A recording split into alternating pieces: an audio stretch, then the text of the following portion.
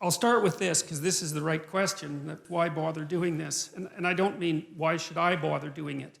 I have my own reasons for doing it, but you might think, why bother with this strange old book at all? And that's a good question. It's a contradictory document that's been cobbled together over thousands of years. It's outlasted kingdoms, many, many kingdoms. It's really interesting that it turns out that a book is more durable than stone. It's more durable than a castle. It's more durable than an empire. And that's really interesting. It's something, in some sense, so evanescent can be so long-living. That's kind of a mystery. I'm approaching this whole scenario, the biblical stories, as if they're a mystery, fundamentally, because they are. There's a lot we don't understand about them. We don't understand how they came about. We don't really understand how they were put together. We don't understand why they had such an unbelievable impact on civilization. We don't understand how people could have believed them. We don't understand what it means that we don't believe them now, or even what it would mean if we did believe them. On top of all that, there's the additional problem. No matter how educated you are, you're not educated enough to discuss the psychological significance of the biblical stories. But I'm going to do my best, partly because I want to learn more about them. And one of the things I've learned is that the best way to learn about something is to talk about it. When I'm lecturing, I'm thinking, I'm not trying to tell you what I know for sure to be the case, because there's lots of things I don't know for sure to be the case. I'm trying to make sense out of this, and I have been doing this for a long time. Now, you may know, you may not, that I'm an admirer of Nietzsche. Nietzsche was a devastating critic of, I would say, dogmatic Christianity.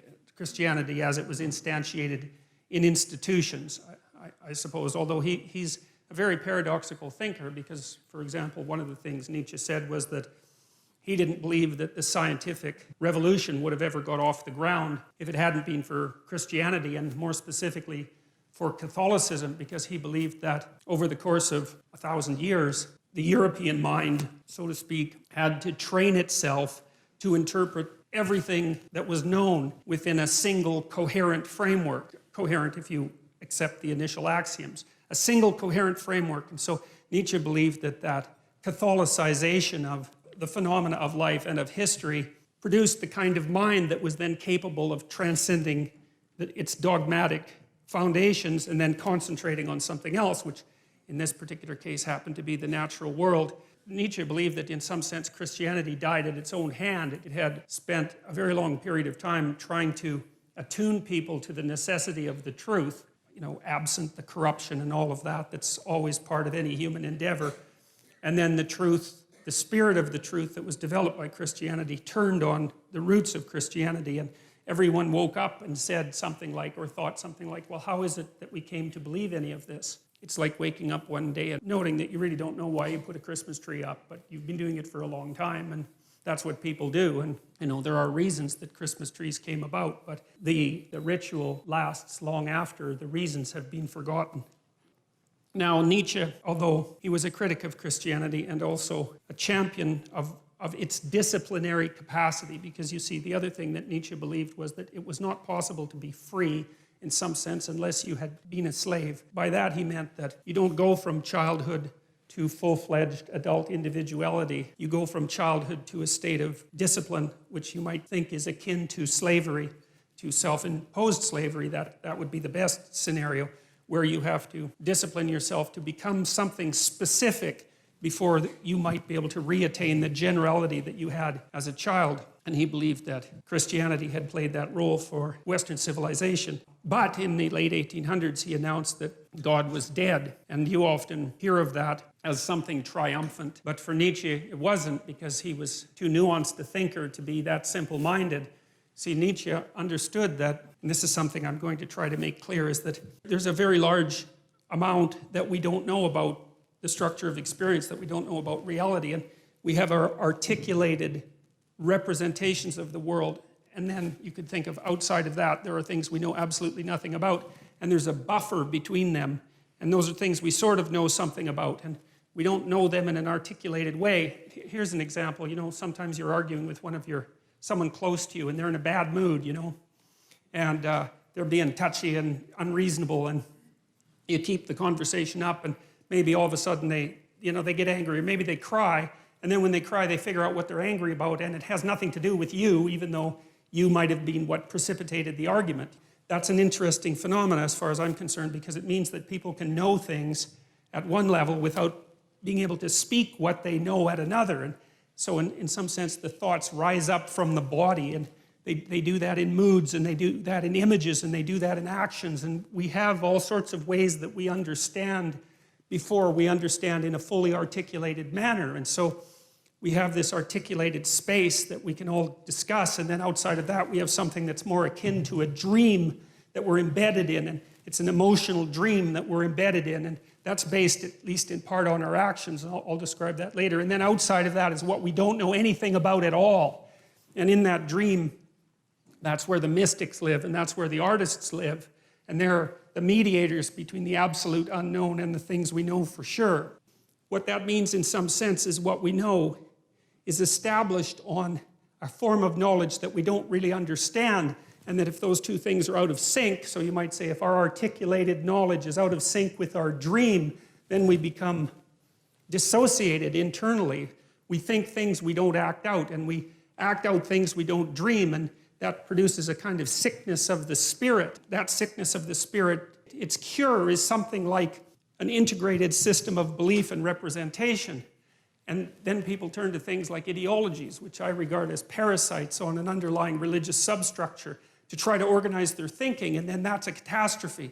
And that's what Nietzsche foresaw. You see, he knew that when we knocked the slats out of the base of Western civilization by destroying this representation, this God ideal, let's say, that we would destabilize and move back and forth violently between nihilism, let's say, and the extremes of ideology. He was particularly concerned about radical left ideology, you know, and believed and predicted this in the late 1800s, which is really an absolute intellectual tour de force of staggering magnitude. Predicted that in the 20th century that hundreds of millions of people would die because of the replacement of these underlying dreamlike structures with this rational but deeply incorrect representation of the world. And, you know, we've been oscillating back and forth between left and right in some sense ever since, and, you know, with some good sprinkling of nihilism in there and despair. And in some sense, that's the situation of the modern Western person, and increasingly of people in general. You know, I think part of the reason that Islam has its backup with regards to the West to such a degree, I mean, there's many reasons, and not all of them are valid, that's for sure, but one of the reasons is that being still grounded in a dream, let's say, they can see that the rootless, questioning mind of the West poses a tremendous danger to the integrity of their culture. Now, and it does. I mean, Westerners, us, we undermine ourselves all the time with our searching intellect, and I'm not complaining about that. There isn't anything easy that can be done about it, but it's still a sort of fruitful catastrophe. You know, it has real effects on people's lives. It's not some abstract thing, you know. I mean, lots of times when I've been treating people for depression, for example, or anxiety, they have existential issues, you know. It's not just some psychiatric condition. It's not just that they're tapped off of normal because their brain chemistry is faulty, although sometimes that happens to be the case. It's that they are overwhelmed by the suffering and complexity of their life, and they're not sure why it's reasonable to continue with it. You know, they can feel the terrible negative meanings of life, but are skeptical beyond belief about any of the positive meanings. I had one client who was a very brilliant artist, and as long as he didn't think, he was fine, you know, because he'd go and create, and he was really good at being an artist. He just, you know, he had that personality that was continually creative and quite brilliant, although he was self-denigrating. And as soon as he started to think about what he was doing, then saw the branch off that he was sitting on, because he'd start to criticize what he was doing, even the utility of it, even though it was sort of self-evidently useful. And then it would be very, very hard for him to even motivate himself to create. He always struck me as a good example of the consequences of having your rational intellect divorced in some way from your being, divorced enough so that it actually questions the utility of your being. And it's not a good thing. It's really not a good thing, because it manifests itself not only in individual psychopathology, but also in social psychopathology, and that's this proclivity of people to get tangled up in ideologies, which I really do think of as, they're like crippled religions. That's the right way to think about them. They're like a religion that's missing an arm and a leg, but can still hobble along, and it provides a certain amount of security and group identity, but it's warped and twisted and demented and bent, and it's a parasite on something underlying that's rich and true. And So I think it's very important that we sort out this problem. I think that there isn't anything more important that needs to be done than that. I've thought that for a long, long time. When I started looking at the role that belief systems played in regulating psychological and social health. Because you can tell that they do that because of how upset people get if you challenge their belief systems. It's like, why the hell do they care exactly? What difference does it make if all of your ideological axioms are 100% correct? Like,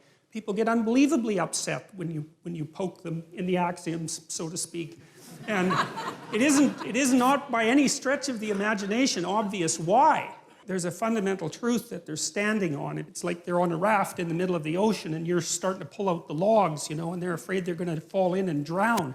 It's like, drown in what? And what are the logs protecting them from? And why are they so afraid to move beyond the confines of the ideological system? And these are not obvious things. I've been trying to puzzle that out for a very long time.